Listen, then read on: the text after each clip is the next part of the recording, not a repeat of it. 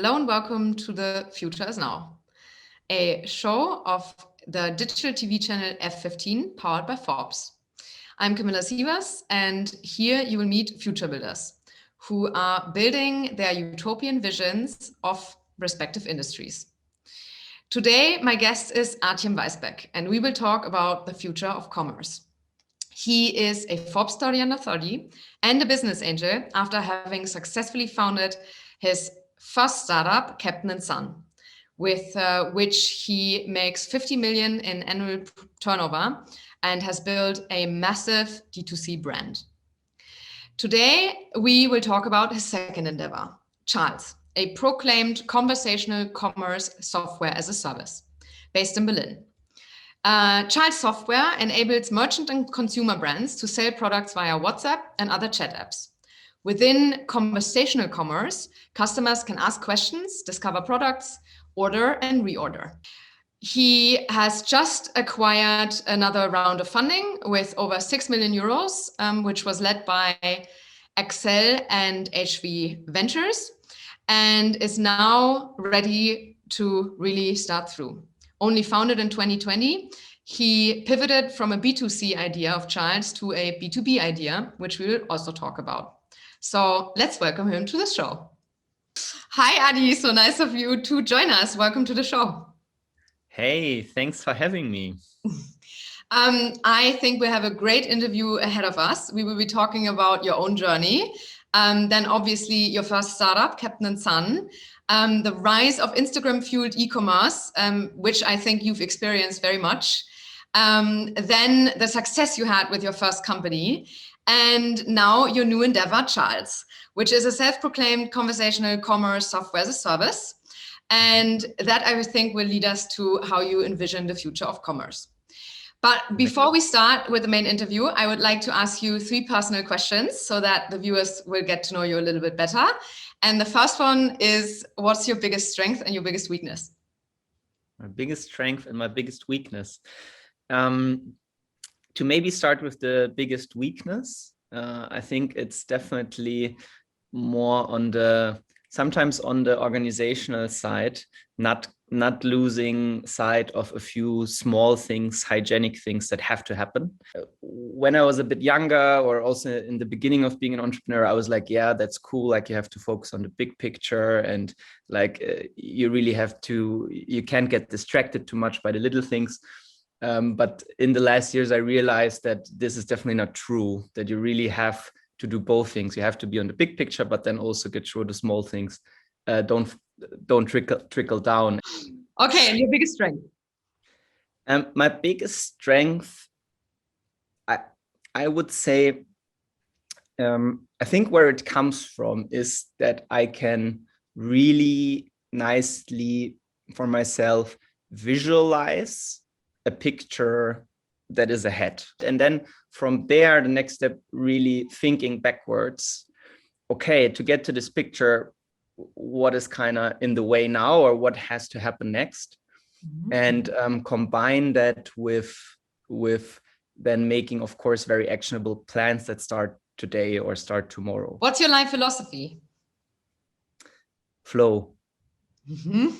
And what's your work philosophy? Also flow.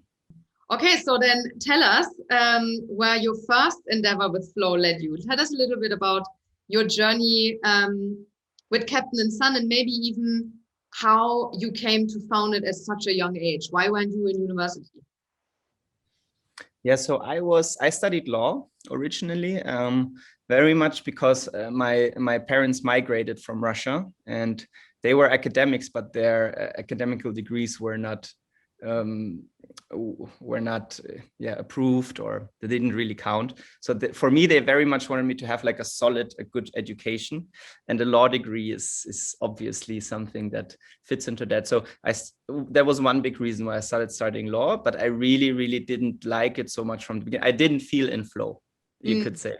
I didn't feel a natural pull. It didn't give me energy. So already during my studies, I was doing a lot of other things, and I really got into this entrepreneurial mindset, reading books, reading books, watching the typical YouTube videos, you could say, like some really cliche things that get you to like, oh, it's so cool to found a company.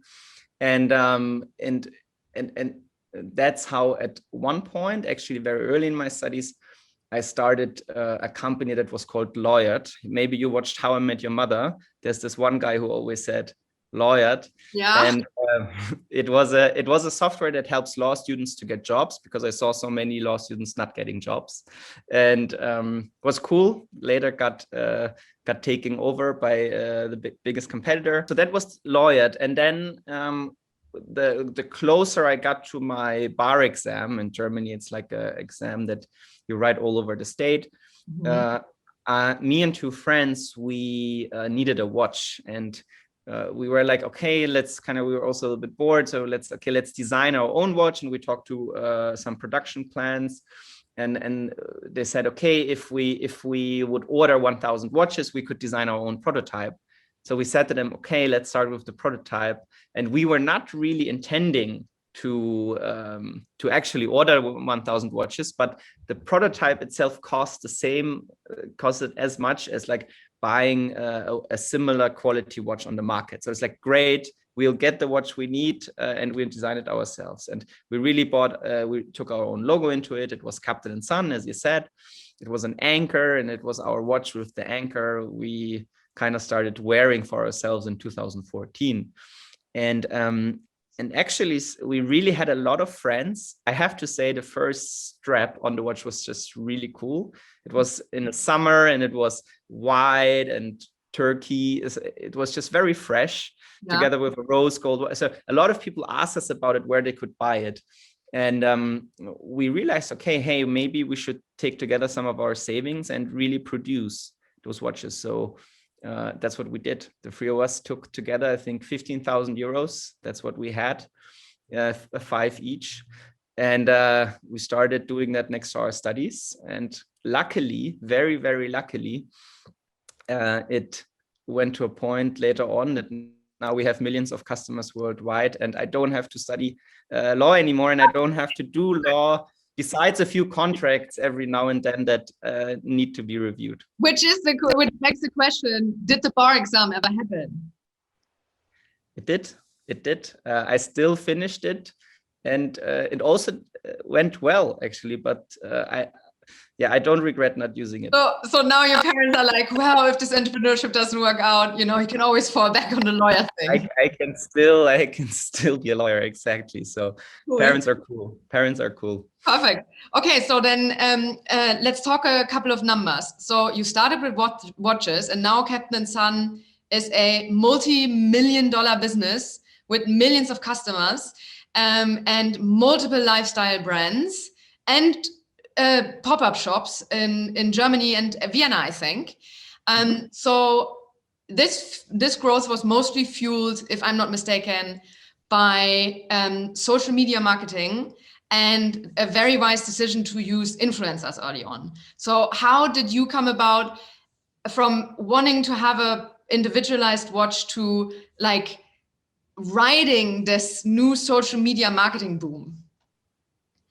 Yeah, very good question. So it was very natural at the end of the day. I think retrospective, what I think is super important in e-commerce or in commerce in general is to be where your customers are. We were our own customers, so we knew where we are. And at that time, Instagram was really evolving as a channel, but also Facebook still. Today, it's a little bit different, but at that time, also Facebook and ads on Facebook as a thing really became stronger and stronger. And I remember it in 2014 when we started with Captain & Son. I think we made around 250K in revenue, and then in 2015 we were close to 10 million, and the whole growth was not triggered by VCs or venture capital. It was bootstrapped because influencer marketing on Instagram and because paid ads on Facebook, if you did it well and if you did it really aggressively and if you really focused your whole marketing budget on it, had a total mispricing. So the input versus output was so attractive, and and it was also just really cool because it was so visual, it was so contentful that you could really build a brand around it, right?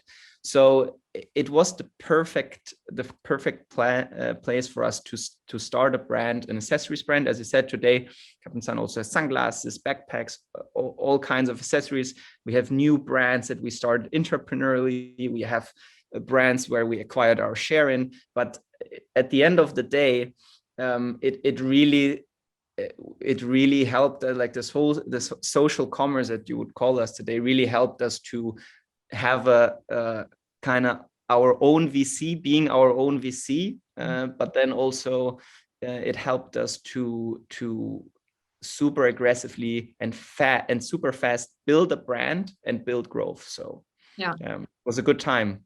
So now you're close to 50 million turnover yearly, and you decided to stop being. I think you're still sitting on the board, but you're stopped being an active CEO or a really active part in Captain Sun. So tell us a little bit about the transition. What were you missing? Did you already see your vision for Charles? Did you need a time out to breathe and think again? How was that for you? There was multiple factors. So you're right. We bootstrapped until last year.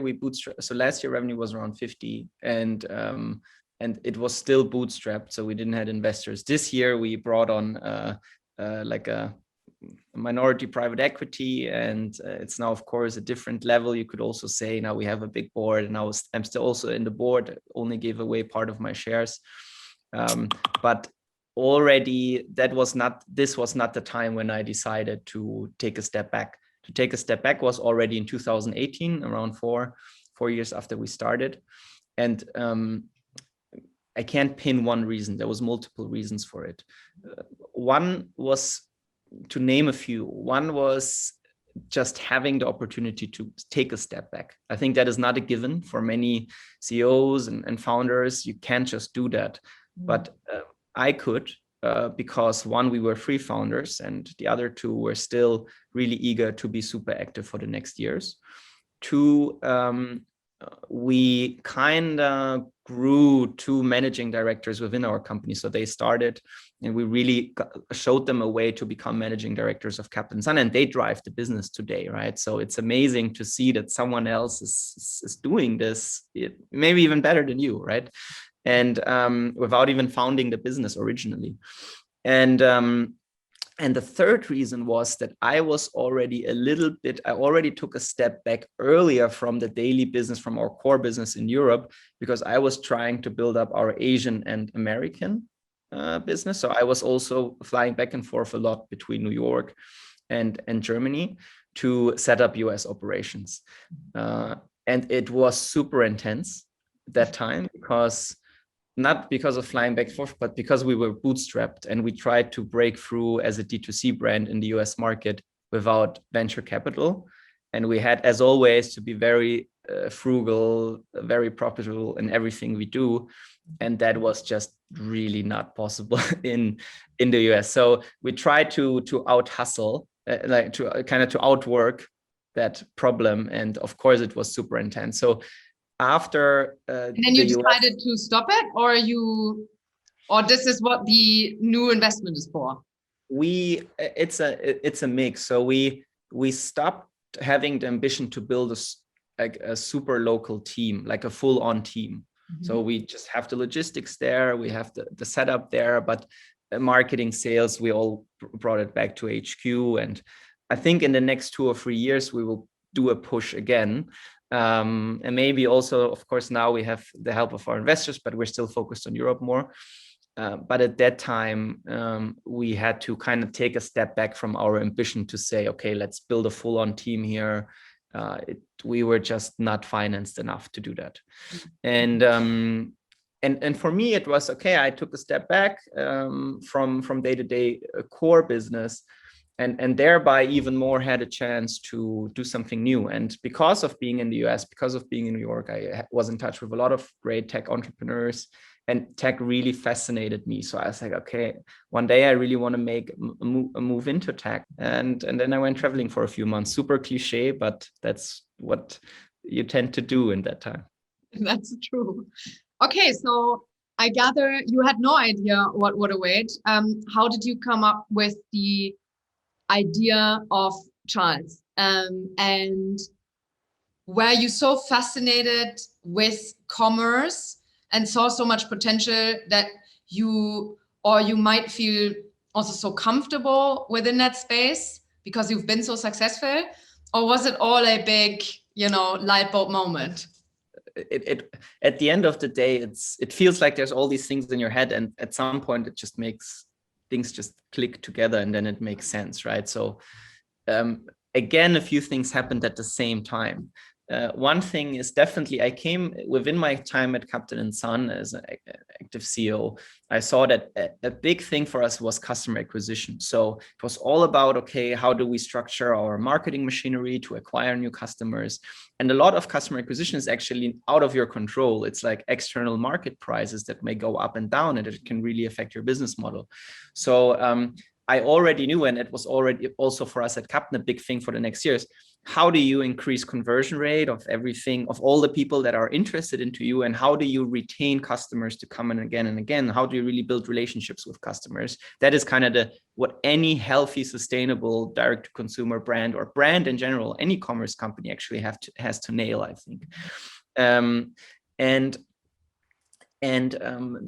That was one big learning. The other big learning was that although e-commerce and websites are great and super scalable and full of speed, it is hard to create a real experience around that, right? One way to do that is retail, where you can showcase yourself, you can show character, you can make it touchable, you can make it feelable, and you can bring the human aspect back, right? You can talk to people, you can get advice from people, whatever you want to. So this is, I think, this is what misses e-commerce, is a little bit the warmth and the human aspect of old school retail. Yeah.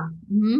Yeah, when you go to your a bookstore next door, and kind of the person there knows you and is like, hey, how did you like the book that you bought 4 weeks ago? It was this one, right? I really like that part, and that maybe you will like this book because you've read it, right? And that really was missing in there. And then I was during the time of traveling, I was also meeting in Brazil a friend of mine, one of my best friends for 10 years, Andreas, now also my co-founder at Charles. And we were kite surfing together, and he was leading the e-commerce team for McKinsey Europe. So he was helping big ass retailers to digitalize, to get into e-com, to get a proper online presence.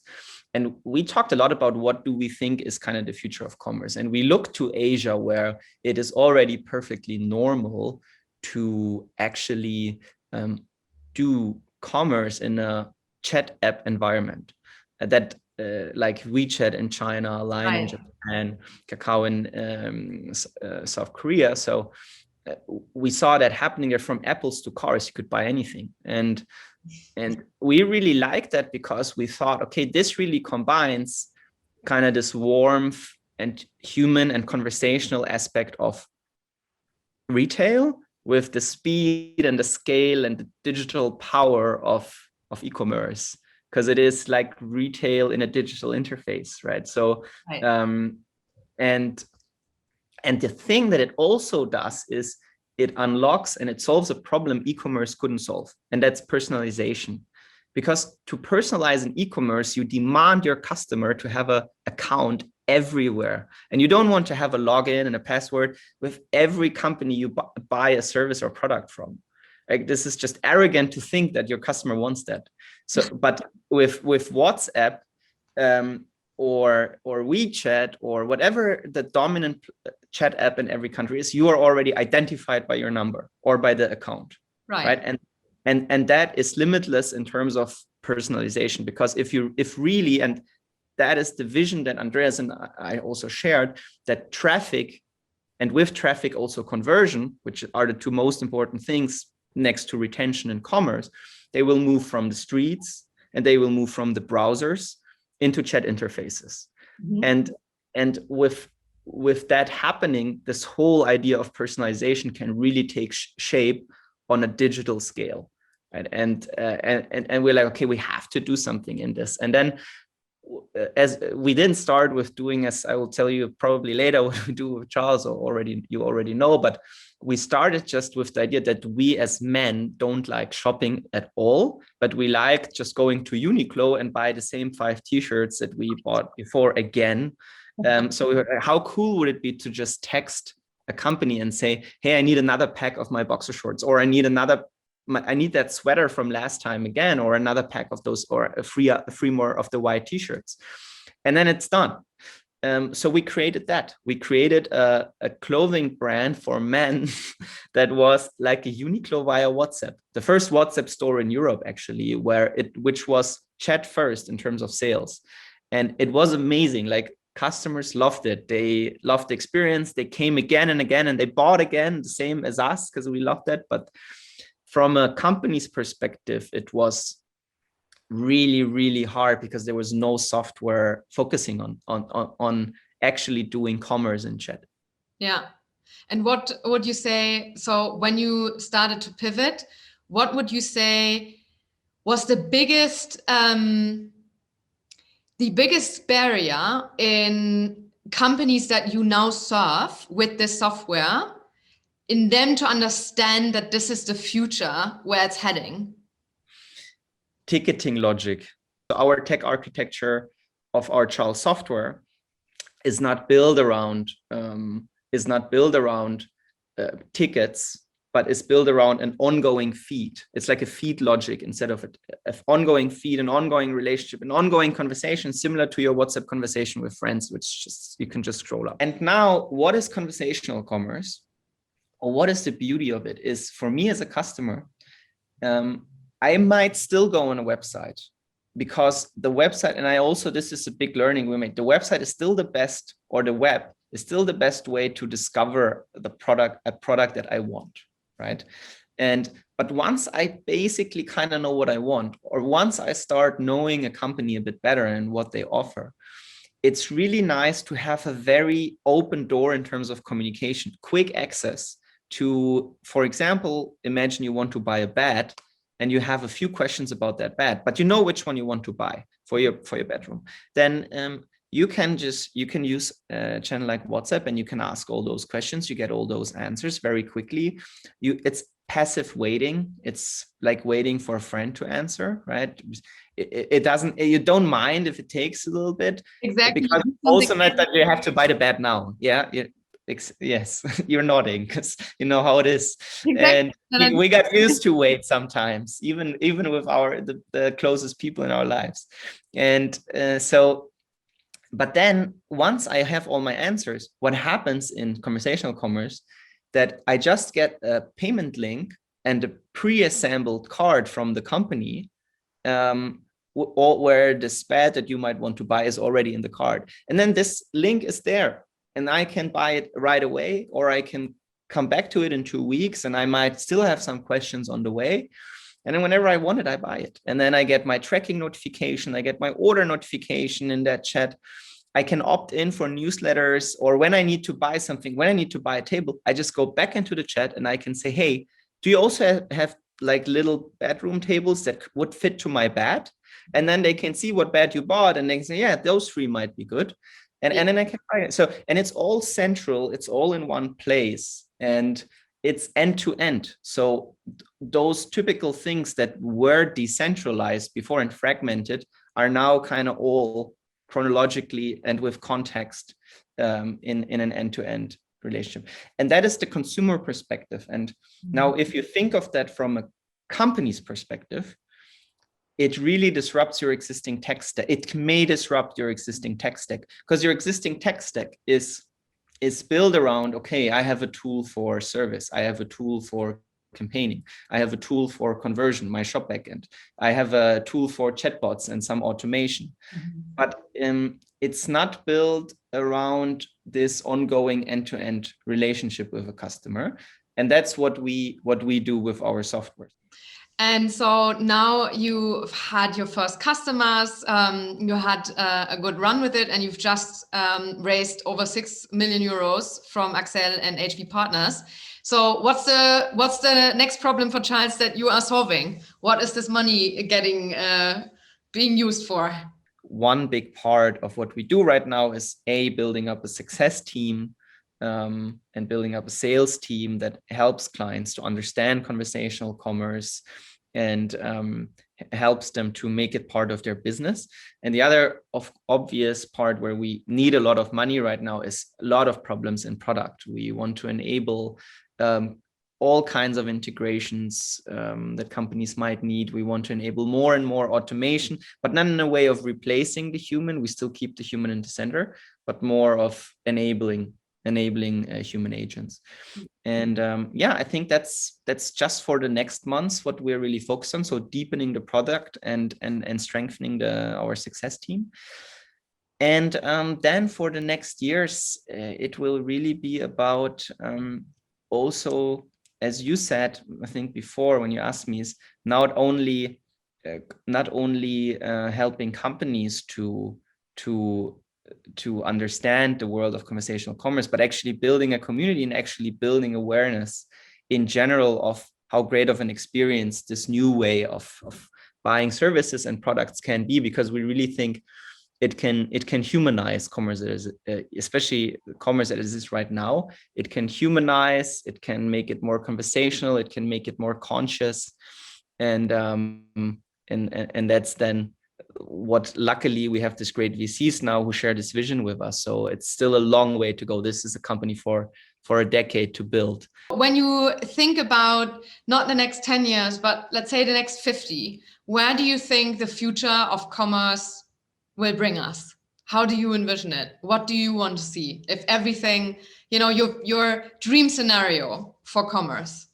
In general, I would say a more conversational world of commerce and a more conscious consumerism, right? And I think those two can go hand in hand, and with it a very strong level of personalization. So I think really in 10 years from now or in 20 years from now, I would not be surprised if you can have a concierge and super personal experience with any company that you interact with, because any company that won't offer that to you will just simply not survive. Yeah, cool. Adi, thanks so much. Let's move on to the last bit of this interview, which is basically sentences that are meant in a general sense and that you just shortly fulfill, so to speak. And the first one would be long-term effects of the COVID crisis for startups are.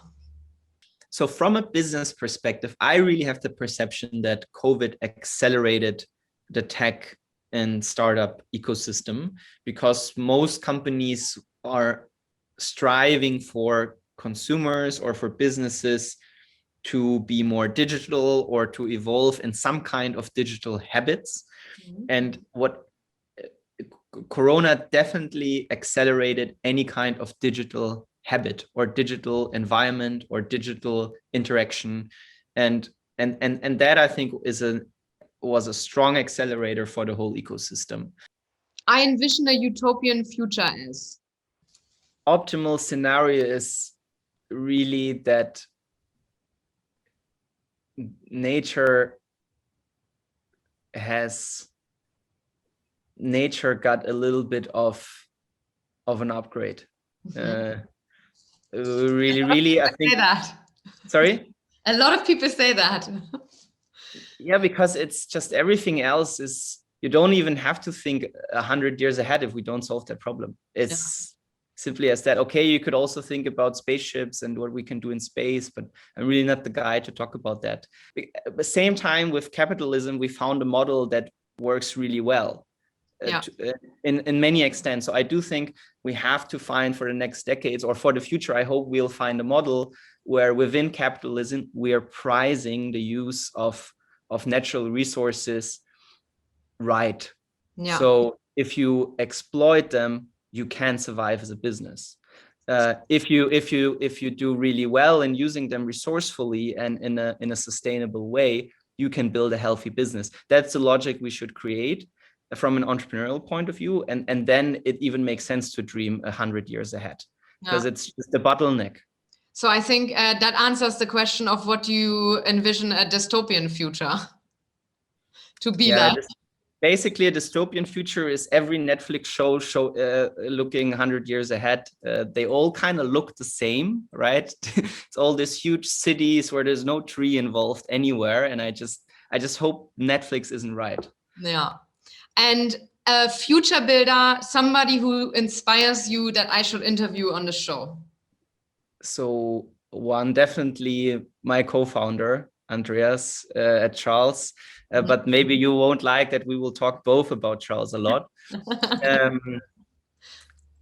And besides that, who really inspires me currently? I think a person you can really talk about the whole aspect of what kind of needs to happen with nature in context of our entrepreneurial and the VC tech world, whatever, is my friend Johan. I will send you his contact. So he is now building up a fund that really concentrates on businesses trying to solve the problems that we have just talked about. It was such a great pleasure to have you. Thank you for taking the time and delving into the last, 8-9 years of your entrepreneurial journey and sharing your future vision with us. I obviously will follow up follow Charles' journey, and I hope to see you in person soon, either in Berlin or New York. And I thank you for watching. Please subscribe our channel. I hope you liked the interview. You can also suggest people we should interview and ask questions. And like always, I see you next week at another episode of The Future Is Now.